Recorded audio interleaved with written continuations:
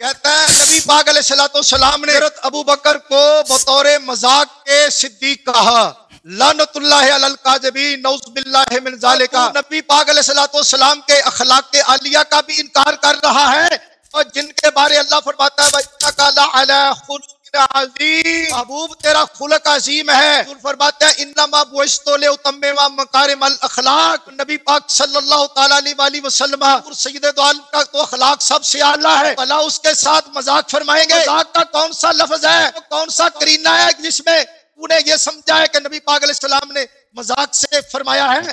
یہ تیرا جھوٹ ہے۔ میرے نبی صلی اللہ تعالی وسلم نے ابو بکر صدیق کو صدیق فرمایا۔ قرآن کہتا ہے فلا وربک لا یؤمنون حتی یحکموک فیما شجر بینہم فلا یجدوا فی انفسہم حرجا مما قضیت ویسلموا تسلیما۔ تو تیرا اے نبی تیرا فرمان نہ مانے، تجھے حق نہ مانے، وہ کافر ہے۔ نے فرمایا ابو بکر صدیق ہے، اور آج تو نبی پر الزام لگا رہا ہے کہ نبی نے بطور مذاق کے کہا ہے۔ آج تو اس آیت کی روح سے کافر ہے۔ فلا وربک لا یؤمنون، اللہ فرماتا ہے وہ ایمان والے نہیں جو نبی تیرا فیصلہ نہ مانے۔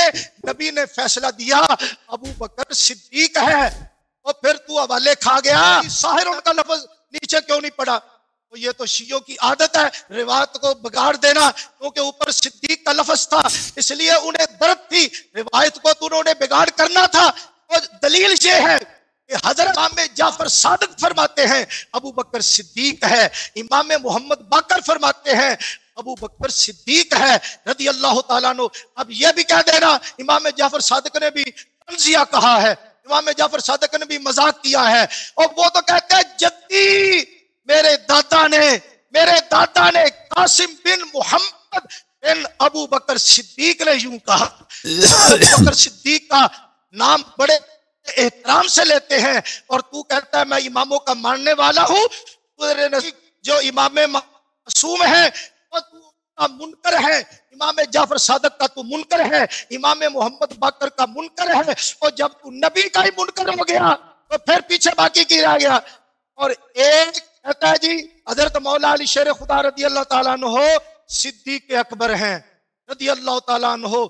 دیکھو تم نہیں جانتے، تمہاری کھوپڑی میں یہ بات نہیں آ سکتی کہ ہم سنیوں کے نزدیک مولا علی شیر خدا رضی اللہ تعالیٰ عنہ کا اتنا اونچا مرتبہ اور مقام ہے۔ ایک کا صدیق ہونا یا دوسرے کس کا ہے؟ کس نہیں؟ اور دیکھ تو نے پڑھی ہے، مجھے انکار نہیں، مولا شیر خدا بھی دین میں شامل ہے، جو پڑھی ہے علامہ ابن موضوع میں کہا ہے یہ روایت موضوع ہے، لیکن اس کے باوجود تیری روایت اگرچہ من کھڑتا ہے، لیکن میں یہ نہیں کہتا کہ مولا علی شیر خدا صدیقین میں شامل نہیں ہے۔ ایک کا صدیق ہونا دوسرے کے صدیق کی نفی نہیں کرتا۔ آج تیری کھوپڑی میں یہ بات کیوں نہیں سمجھ آ رہی؟ سیدنا ابو بکر کو امام جعفر صادق نے صدیق کہا، اور تو امام معصوم کا منکر ہے جو تیرے نزدیک معصوم ہے، اور امام محمد باقر نے فرمایا ابو بکر صدیق ہے، تیری کھوپڑی میں کیوں نہیں آ رہا؟ اور یہ دیکھ، یہ میرے پاس ہے کتاب تفسیر البرہان معانی الاخبار جلد نمبر 2 صفحہ نمبر 400 نکالو۔ میرے آقا مولا محمد الرسول اللہ نے فرمایا قال رسول اللہ صلی اللہ علیہ وسلم ان ابا بکر منی منزلت السمع، ابو بکر نبی پاک علیہ السلام نے فرمایا انا بے شک حضور کو علم تھا نہ اور کوئی منکر ہوں گے ابو بکر کی شان انی منزلت السمع، میں تیری ہر سوال کا جواب دوں گا، تو اس روایت پر چہرہ تو کر، میں دیکھ کیسے تیری تجزیہ بکھیرتا ہوں آج۔ نبی پاک نے فرمایا انا ابا بکر منی بے منزلت السمع، ابو بکر میرے نزدیک منزلہ سما کے ہے، میرے سما کے ہے۔ عمرہ سرے نمبر 2 صفحہ نمبر 400۔ نبی پاک علیہ السلام نے فرمایا ابو بکر میرے نزدیک ایسا ہے جیسے میری سما ہے، عمر میرے نزدیک ایسا ہے جیسے میری بصر ہے۔ وہ ظالم جن کو نبی اپنی سما اور بصر کہے ان کی شان میں گستاخی کرتا ہے۔ معلوم ہوا ابو بکر عمر شیخین رضی اللہ عنہما کو نبی کی بارگاہ میں اتنا مرتبہ اور قرب حاصل ہے، حضور انہیں سمع اور بصر فرماتے ہیں. معلوم ہوا جو ابو بکر پر اعتراض کرے گا وہ حضور کا منکر ہے، جو عمر فاروق پر اعتراض کرے اس نے نبی کی گستاخی کی ہے. اس لیے اللہ یاری تو نبی کا گستاخ ہے، تو نبی پاک کے فرمان کا گستاخ ہے. جن کو حضور یہ فرمائے ابو بکر منزلہ میرے سما کے ہیں، عمر میری منزلہ بصر کے ہیں رضی اللہ تعالی عنہما. نبی جنہیں صدیق کہے وہ ان کی شان کا منکر ہے. اور پھر دیکھو کہتا معروف وہ ہے جس کو ایک جانے. بتا یہ کس آیت کا ترجمہ ہے؟ معروف وہ ہوتا ہے جو ایک کو جانے. یہ کس حدیث کا ترجمہ ہے؟ معروف وہ ہوتا ہے جس کو ایک جانے. بتا یہ کس لغت میں ہے کہ ایک جس کو جانے وہ معروف ہوتا ہے، ایک جس کو جانے وہ معروف ہوتا ہے. وہ بڑی معروف کا لفظ ہی بتاتے ہیں کہ معروف وہ ہوتا ہے جس کو ہر خاص و عام پہچاننے والے ہوتے ہیں، اس کے وصف خاص کے ساتھ جو آپ کے ابن شارع شعبہ نے بیان کیا. معروفونا ان صحابات بالورع علی و ابو بکر و عمر رضی اللہ تعالیٰ عنہما. یہ ورع کے ساتھ متقی اور پرہیزگار ہونے کے ساتھ یہ متصف ہیں کون؟ مولا علی شیر خدا، حضرت ابو بکر صدیق، حضرت عمر فاروق رضی اللہ تعالی عنہ. اور دیکھ یہ میرے پاس ہے صفین، یہ تیرا بڑا قریب کا بندہ ہے، تیسری چوتھی صدی کا بندہ ہے. صفین صفحہ نمبر 8 اور 9 99 صفحہ نمبر 99. جناب مولا علی شیر خدا رضی اللہ تعالیٰ عنہ نے فرمایا، نکالو جی بات. مولا علی شیر خدا نے فرمایا مجھے میری عمر کی قسم، ہائے ہائے، مولا علی عمر کی قسم اٹھا کر فرماتے ہیں مجھے میری عمر کی قسم ابو بکر عمر کا اسلام میں عظیم مقام ہے، عظیم مقام اسلام میں عظیم. تو اسلام کا منکر ہے، تو شیخین کے اسلام کا منکر ہے. وہ کہتے ہیں ابو بکر عمر کا اسلام میں عظیم مقام ہے. وہ دیکھ لے، پھر نہ کہنا نوری نے عبارت نہیں دکھائی. دیکھ لے واقعہ صفین ہے، یہ 212 میں متوفہ ہے، تمہارا ہے، شیعہ ہے.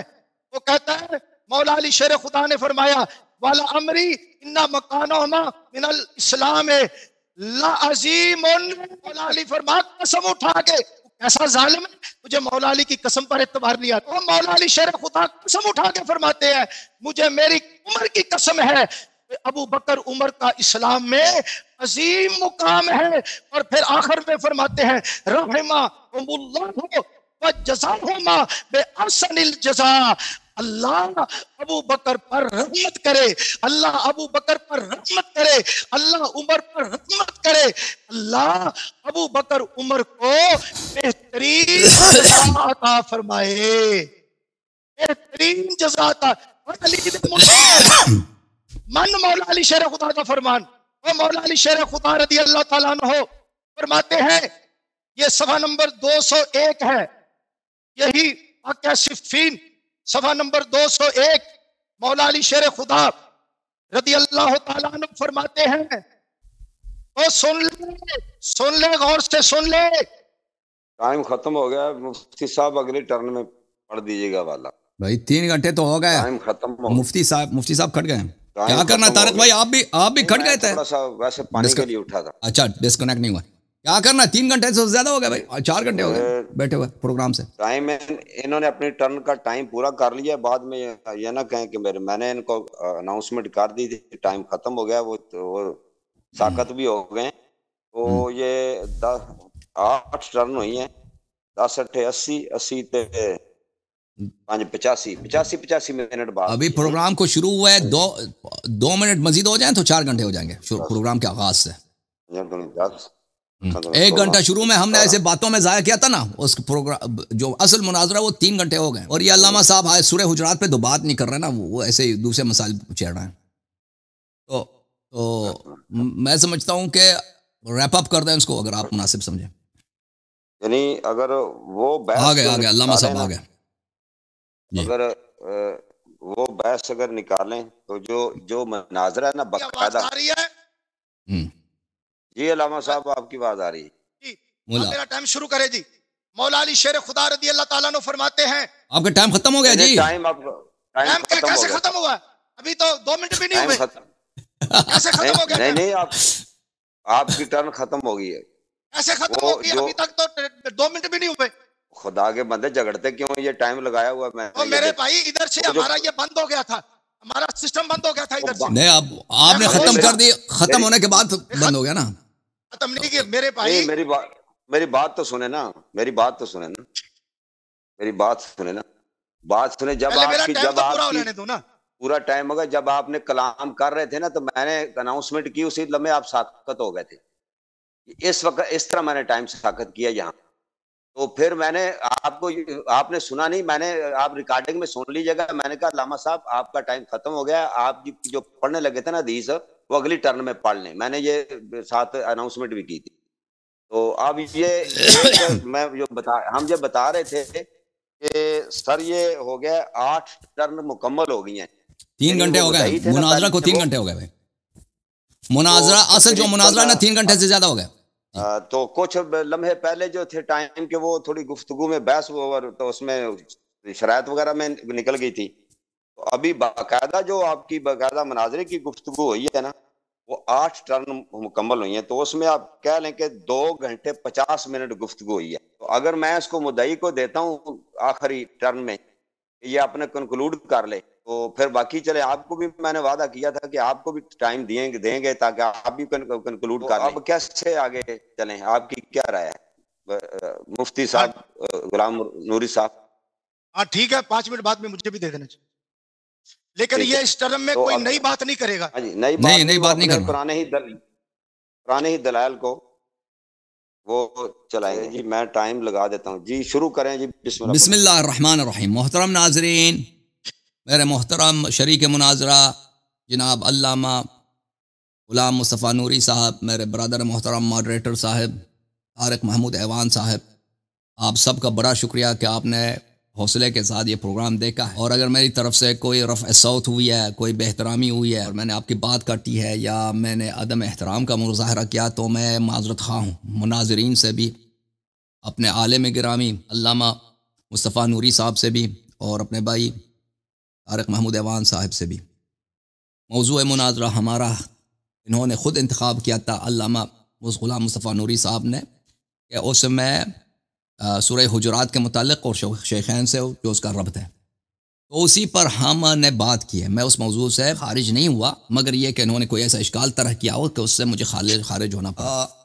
یہ مسئلہ کہ یہ دیکھیں, یہ آیات جناب ابو بکر اور جناب عمر کے متعلق اور ان کی مذمت میں نازل ہوئی ہے, اس میں کوئی اختلاف نہیں ہے. یعنی پورے عالم اسلام میں کوئی قائل نہیں ہے کہ یہ آیات ان کے متعلق نازل نہیں ہوئی ہے. اگر کہیں ذکر ہے کہ اس کا کوئی دوسرا بھی شان نزول ہے تو اس کی نفی نہیں کرتا. جیسے ابھی یہ خود کہہ رہے تھے کہ اگر امیر المومنین علیہ السلام صدیق اکبر ہیں تو اس کی نفی نہیں کرتا کہ ابو بکر بھی صدیق اکبر ہوں گے. ٹھیک ہے نا, جیسے یہ خود کہہ رہے تھے, کیونکہ تعدد اسباب نزول یہ ایک ثابت شدہ چیز ہے قرآن مجید کے متعلق. تو اگر کسی حدیث میں ہے کہ یہ کسی اور واقعے میں بھی یہ آیات نازل ہوئے ہیں, تو اس کی نفی نہیں کرتا کہ یہ آیات ابو بکر عمر کے متعلق نازل نہیں ہوئی ہیں.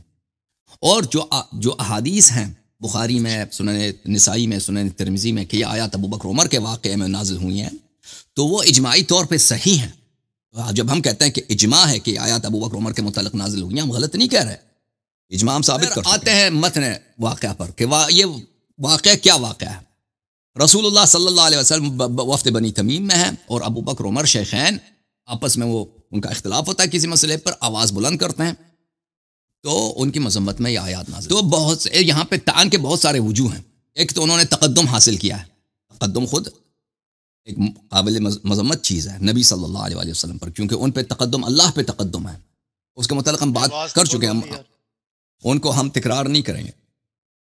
پھر یہ کہ رفع الصوت عند النبی صلی اللہ علیہ وآلہ وسلم غض النظر. آواز نہیں آ رہی, نہیں آ رہی, آ رہی طارق صاحب آواز نہیں آ رہی ہمیں. جی آپ کو آواز نہیں آ رہی کی آواز نہیں آ رہی. آنی چاہیے ویسے, میری آواز آ رہی ہے سب کو.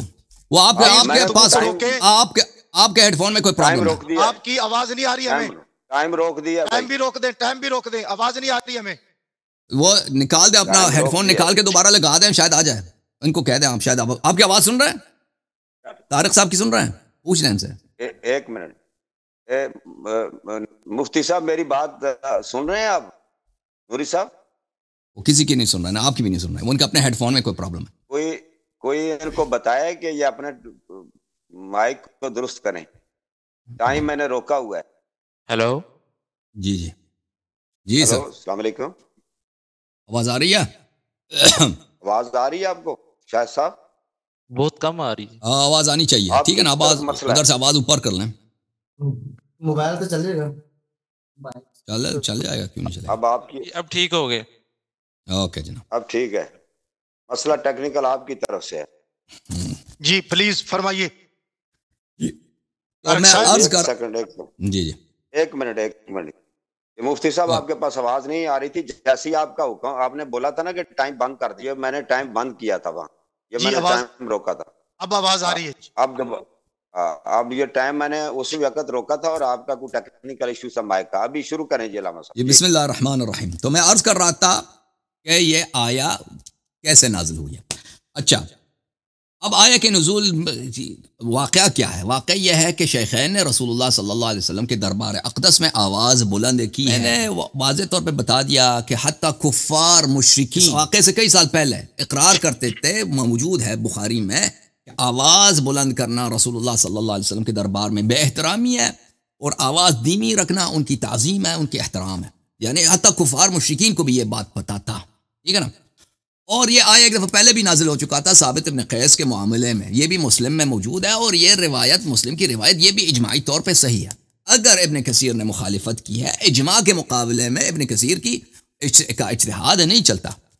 اور پھر خود اسی آیت میں موجود ہے کہ وانتم لا تشعرون، یہ کہ آپ جاہل ہیں اس حکم سے کہ رفع الصوت باعث حبط عمل ہے، اس سے کوئی فرق نہیں پڑتا. آپ کو پتہ نہ بھی ہو پھر بھی آپ کا اعمال حبط ہو جاتا. اور پھر اس کے بعد اللہ نے کہا ان الذین یغضون اصواتهم، اللہ تعالیٰ نے مدح فرمایا، تعریف کیا ہے کہ جو لوگ آواز دھیمی رکھتے ہیں اللہ نے ان کے دلوں سے ایمان کا امتحان لیا ہے، ان کے لیے مغفرت اور اجر عظیم ہے. تو واضح طور پر یہاں پہ کچھ لوگ ہیں جو آواز دھیمی رکھتے ہیں، اور کچھ لوگ ہیں آواز بلند کرتے ہیں.